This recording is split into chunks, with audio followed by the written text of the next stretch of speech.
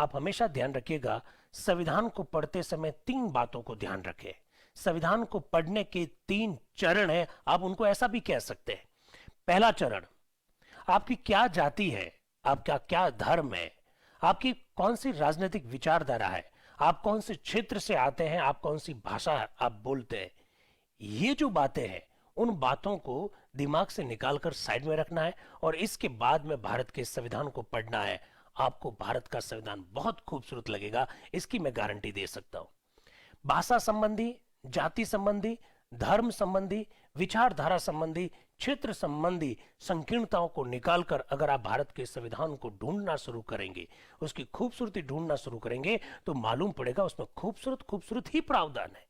ये पहला चरण है, आप इस बात को हमेशा हमेशा ध्यान रखें।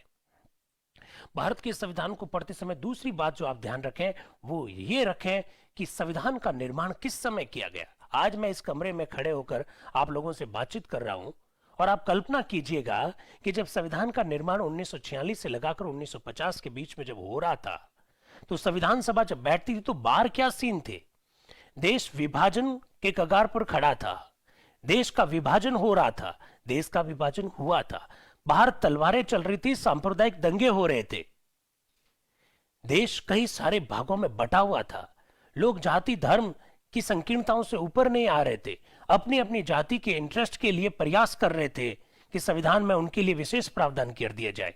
अल्पसंख्यकों के मन में डर था कि उनका क्या होगा, जनजातियों के मन में डर था कि क्या वो खत्म हो जाएंगे, क्या देसी रियासतें इस बात के लिए तैयार नहीं थी। उन परिस्थितियों में संविधान का निर्माण किया। आप उन परिस्थितियों को ध्यान में रखते हुए, उनकी कल्पना करते हुए आप संविधान को पढ़िएगा, आपको बहुत खूबसूरत लगेगा, ये मैं गारंटी के साथ कह सकता हूं। तीसरा चरण संविधान को समझने का है और वो ये है कि आप हमेशा ध्यान रखिए, भारत का संविधान का निर्माण के 3 उद्देश्य हैं। एक उद्देश्य है एकता स्थापित करना, राष्ट्रीय एकता स्थापित करना। एक उद्देश्य है सामाजिक न्याय को प्राप्त करना साथियों, और तीसरा जो उद्देश्य है वह है लोकतंत्र को स्थापित करना। अगर तीनों उद्देश्य आपको मालूम है संविधान के, तो मेरे हिसाब से आपको कभी भी इस प्रकार के प्रश्न नहीं आएंगे मस्तिष्क में जो अक्सर किसी पार्टी के कार्यकर्ता दूसरे पार्टी के कार्यकर्ताओं से पूछते हैं। हम पार्टी के कार्यकर्ता नहीं है, हमारी कोई जाति धर्म नहीं है, हमारी कोई विचारधारा नहीं है, हम प्रशासनिक सेवाओं की तैयारी कर रहे हैं और प्रशासन का ही हिस्सा बन रहे हैं। इस बात को आप थोड़ा सा ध्यान रखिएगा साथियों।